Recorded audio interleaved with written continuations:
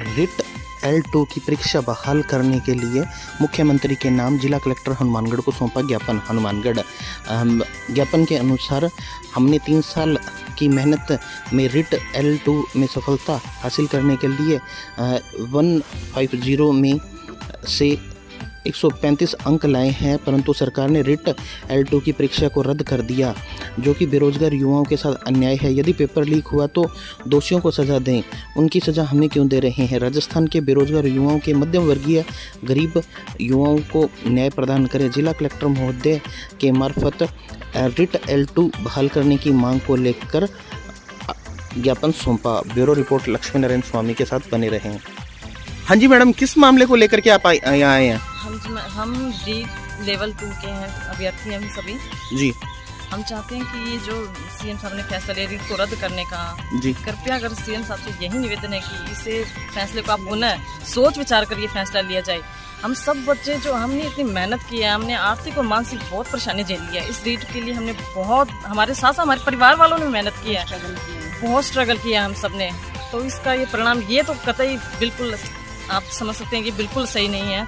हमारा यही है कि अब दोषियों को बाहर किया जाए, रीट को बहाल किया जाए। जो पात्र हैं, जो योग्य है, जो हम जैसे मेहनती हैं, उन्हें ज्वाइनिंग दी जाए। और हमारा ये जो है ये फैसला जो, इससे तो हमारा भविष्य बिल्कुल अंधकार में जा चुका है। तो कृपया अगर सीएम साहब से यही निवेदन है कि हमें फिर से एक नई उम्मीद है कि वो अच्छा फैसला ले, सोच समझ कर निर्णय ले और हमारे पक्ष में सुने।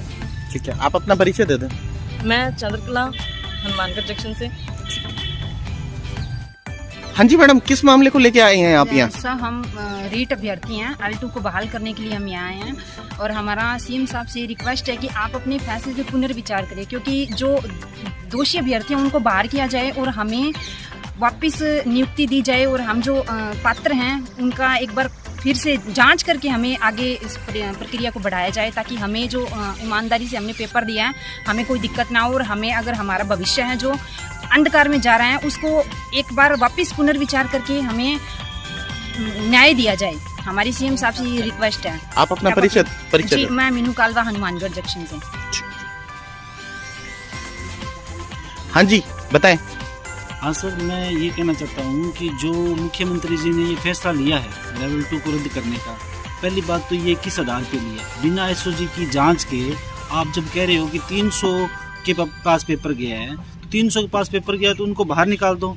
बाकी 16,500 बंदे हैं, उनमें से सबको नियुक्ति दी जाए जो बिल्कुल सही है। आप कितनी भी कड़ी से कड़ी जाँच कर लो और जो दोषी है उनको बाहर कर दो, लेकिन ये कोई फैसला नहीं हुआ कि आप रद्द कर दो पूरी भर्ती को।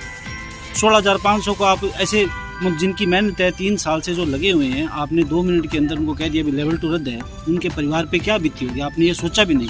और आपने ये अपने स्टेटमेंट में कहा था कि हर एक मतलब बेगुनाह के साथ कोई भी मतलब गुनाह कर रहा है उसको सजा मिलनी चाहिए।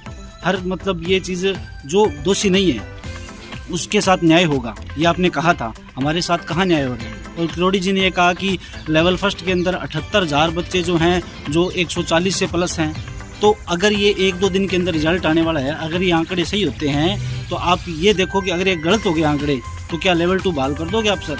अगर ये लेवल 2 बहाल नहीं होता है तो आगामी आपकी कोई रणनीति रहेगी? रणनीति यही रहेगी कि हम जिला टू जिला जो हमारे मेंबर बन रहे हैं, हम हर जिले के अंदर क्या है कि टेलीग्राम ग्रुप के द्वारा माध्यम से बच्चे जुड़ रहे हैं। आज हम जुड़े हैं तो हम इन बच्चों को जोड़ के और जयपुर को कूच करेंगे और हम सीएम साहब तक अपनी बात पहुंचाएंगे कि हमारी जो बात है आपको माननी पड़ेगी और हमारे साथ न्याय करना होगा। अगर फिर भी आपके साथ कुछ नहीं, आपके समस्या का समाधान नहीं होता तो कोई आपकी सर, हम रणनीति? धरने पर बैठ जाएंगे, हमारे साथ न्याय होना चाहिए। दूसरी बात ये मैं जरूर कहना चाहूँगा कि सीएम साहब ने ये कह दिया कि पेपर 2 होंगे, इसका क्या मतलब है? और सिलेबस भी बढ़ा दिया। हमने 3 साल तक मेहनत की है, हमारे परिवार ने 3 साल तक मेहनत की है, इस बात से क्या होगा? उनको कोई फर्क नहीं पड़ता। 2-2 पेपर कर दिया। आज 2 पेपर देने में कितनी मुश्किल होती है। हमने 3 साल पहले बैठ गए, अब हम क्या करें? एक भर्ती के 2 पैटर्न कर दिया आपने, पहला पेपर 2, उसके बाद में सबसे बड़ी बात 1.5 साल इसमें लग जाता है। हम 3 साल से पहले बैठे हैं, 1.5 साल ये लगा रहे हैं, उसके बाद में क्या गारंटी पेपर लीक नहीं होगा? इस बात की कोई गारंटी नहीं है सर, पेपर लीक हो जाएगा। इसलिए मैं यही कहना चाहता हूँ कि आप अपना निर्णय बदलो, सोच विचार के आपने फैसला लो। ये जो जल्दबाजी में फैसला लिया गया ये हमारे हित में नहीं है, किसी के हित में नहीं है। परिचय दे दें आप अपना। मेरा नाम नरेश कुमार सोनी, गोलूवाला से मैं हूँ, हनुमानगढ़ जिला से। Thank you.